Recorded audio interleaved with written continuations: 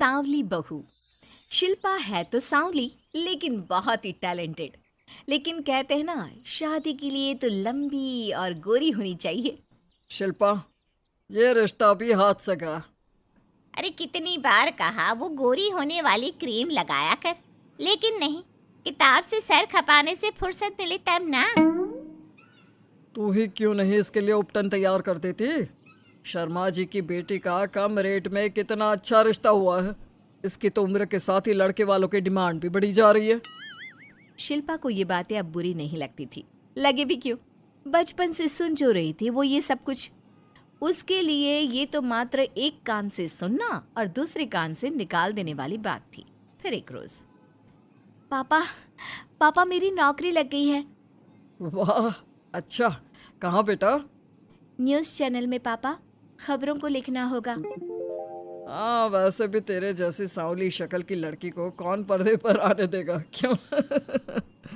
चल, 4 पैसे कमाने लायक हुई है तो लड़के वालों को बोल देंगे कि कमाती भी है। फिर शायद कोई कर ले शादी। हाँ सही कह रहे हैं।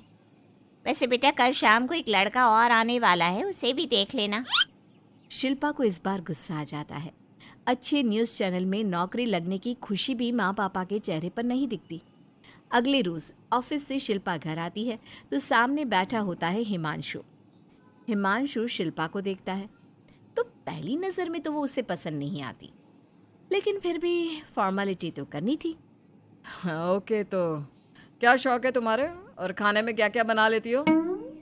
मुझे पढ़ने लिखने का शौक है, खाना बनाना नहीं आता, बिल्कुल भी नहीं आता। पर फिर भी क्योंकि ये रिवाज है कि बहू को खाना बनाना होता है तो थोड़ा बहुत बना लूँगी, लेकिन उतना ही वक्त किचन को दे पाऊँगी जितने में मेरा काम, मेरी नौकरी सफ़र ना हो। बाकी भूख तो तुमको भी लगती होगी, तो खाना बनाने की जिम्मेदारी दोनों की ही होगी, है ना? शिल्पा बोले जा रही थी। अब तक जिन लड़कियों से हिमांशु मिला था, शिल्पा उन सब से अलग थी। वो ऐसे ही तो लड़की चाहता था। शिल्पा से बात करने के बाद, ठीक है, फिर शादी 2 महीने बाद करेंगे। वो क्या है ना, खाना बनाना भी तो सीखना होगा ना। मुझे मंजूर है। शिल्पा को भी हिमांशु अच्छा लगने लगता है। दोनों की शादी हो जाती है, लेकिन शादी के बाद से ही हिमांशु का परिवार शिल्पा के रंग को लेकर कई बातें बनाता। क्या बात है हिमांशु, क्या कमी हो गई थी जो ऐसी काली सी बहू ले आया? काली काली तो नहीं है। हाँ, मेरी शिल्पा का रंग हल्का सांवला है। वैसे आप तो कृष्ण की भक्त हैं, जानती है ना, उनका रंग भी सांवला था। अब सांवले रंग के कृष्ण की पूजा, तो सांवली मेरी बीवी खराब कैसे? बात तो सही भी थी। क्यों सांवला रंग खराब माना जाता है? शिल्पा पति का तर्क सुन रही थी। थोड़ी देर के बाद, क्या बात है, शब्दों का जादू आ गया। क्या तर्क दिया आपने सांवले रंग के समर्थन में? तो क्या तुम ही पत्रकार हो? अरे तुम्हारा पति भी कम नहीं है। शिल्पा रोज एक नई तरक्की छू रही थी। कभी विदेश दौरा तो कभी बड़े बड़े लोगों का इंटरव्यू। एक दिन, सुनो, आज का दिन बहुत खास है, मैं मुख्यमंत्री जी का इंटरव्यू लेने जा रही हूँ। अरे वाह, क्या बात है, सही है यार। तभी ससुर आ जाते हैं। बहू, थोड़ा मेकअप भी कर लेना, वरना काली काली फोटो सब जगह आएगी। अरे हम तो शर्म के मारे किसी को दिखाते भी नहीं कि ये हमारी बहू है। न जाने क्या कमी थी। अरे वो शारदा दीदी की बहू देखो, कैसे मक्खन की तरह गोरी है। और नताशा, वो तो ऐसे लगता है जैसे भगवान ने दिल खोल कर रंग दिया है उसको। अरे माँ, आजकल रंग नहीं बुद्धि का जमाना है। हाँ, तो वो दोनों कहाँ पागल है, अच्छा खासा घर देख रही है। शिल्पा को ससुर की बात पर गुस्सा तो आता है, लेकिन वो मूड खराब नहीं करना चाहती। वो तो बस तैयारी करती है कि जल्दी से अच्छा सा मुख्यमंत्री का इंटरव्यू हो जाए और दुनिया देखे। होता भी यही है। शिल्पा जब शाम को घर आती है तो, अरे चाची, बुआ, फूफा जी, कैसे हैं आप सब? कैसे आना हुआ? शिल्पा को आसपास के लोग भी देख रहे थे। वो भी जानती थी कि उसने जो इंटरव्यू किया वो कितना वायरल हो रहा है। अरे बहू, बड़े लायक हो तुम, औरत होकर दुनिया की इतनी जानकारी। कितनी समझ है तुम्हारे अंदर। वाह वाह बहू, तुमने तो हम सबका सीना गर्व से चौड़ा कर दिया। सास ये सब देखकर सोच रही थी कि भाई ऐसा भी क्या हो गया, इन्होंने तो बहू को हीरो बना रखा है। मैंने तो शिल्पा को उसी दिन समझ लिया था जब पहली बार मिला था। मैं तो जान गया था कि ये लड़की अलग है। कितनी प्यारी आवाज है इसकी और समझ भी लाजवाब। तभी बुआ सास बोल पड़ती है। और एक हमारी बहू है, सारा दिन टिकली बिंदी पर ही लगी रहती है। अरे दीदी, न जाने कौन कौन सी क्रीम लगाती है, अब तो चेहरे पर फोड़े भी निकल गए। कितनी बार कहा कुछ पढ़ाई आगे करके दुनिया में नाम कमाओ, लेकिन नहीं, बस सारा दिन शीशे के सामने खड़ी रहेगी। कोई बात नहीं फूफा जी, वो भी किसी की पसंद हो सकती है। हम लोगों का क्या, एक काम अच्छा कर दिया तो पूछ लिए गए, नहीं तो जमाना तो गोरी सूरत की ही तारीफ करता है। क्यों माँ जी? हाँ हाँ वो क्या है ना, मैं जरा पानी लेकर आती हूँ, तू बैठ बहू। हाँ हाँ बहू, तू तो बैठ। वो क्या है ना, आज तो तुझसे बहुत सारी बातें करनी है। ये बता, कैसे दिखते हैं मुख्यमंत्री जी सामने से? जैसे टीवी में दिखते हैं वैसे ही दिखते हैं क्या? आए दिन लोग शिल्पा से मिलने आते, उसे अपने स्कूल या दूसरी जगह पर चीफ गेस्ट बनाते।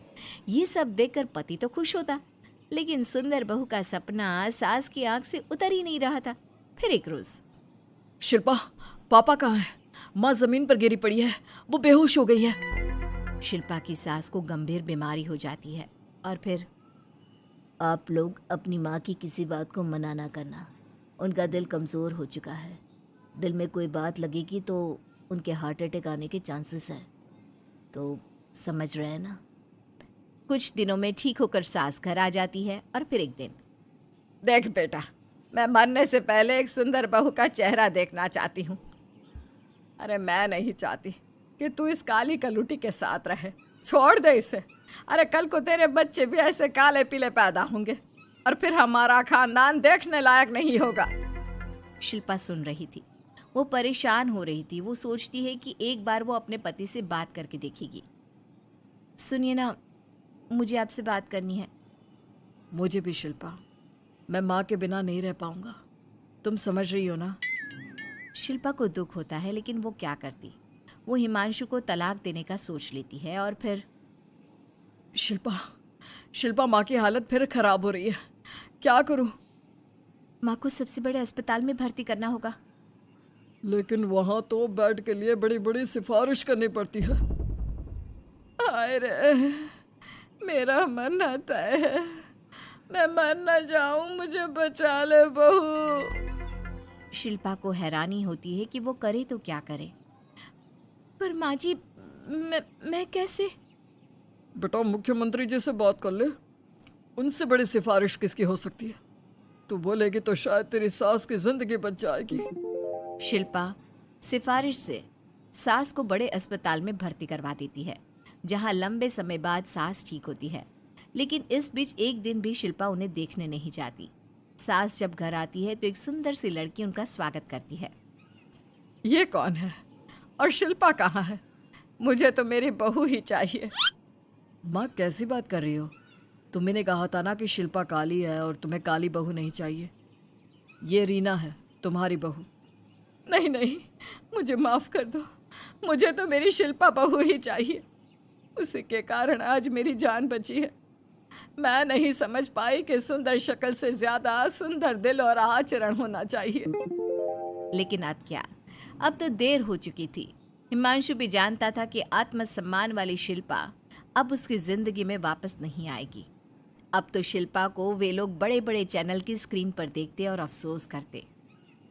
शिल्पा चाहती तो कभी तुम्हारे लिए सिफारिश नहीं करती। अब तो आसपास के लोग भी घर नहीं आते। लोगों को लगता है कि शिल्पा ने हम लोगों को छोड़ा क्योंकि हम उसके लायक नहीं थे। सही बोल रही है माँ, हम ही तो उसके लायक नहीं थे। शिल्पा जैसी समझदार, पढ़ी लिखी, दुनिया की समझ रखने वाली लड़की को मैंने छोड़ा, सिर्फ आपके कहने पर। अब ये गोरी लड़की आपकी बहू हो सकती है, लेकिन मेरी बीवी कभी नहीं। हिमांशु वहां से चला जाता है।